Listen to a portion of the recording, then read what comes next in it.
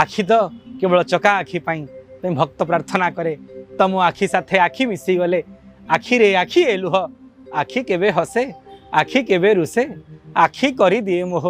कथा कुहा चका आखि से आखि माया रे सबु आखि बंधा आखि जगतर साखी कथा कुहा चका आखि भाई से आखि नथिबा सामला को जदि जगन्नाथ मिली पारंती आखि थिबा आमु कोन जगन्नाथ मिलबेनी आमे आखि बाहन हबार एकमात्र फल होची चका आखि सहित आखि मिसिबो आखिर आखि प्राप्तिर आखि थिबार अंतिम फल मिल जीव चका आखिर दर्शन चका आखिर स्पर्शन चका आखिर मनन चका आखिर स्मरण यही भाव सहित अपने भाव को स्वीकार करेंगे वाणी को विश्राम दौचु जय जगन्नाथ।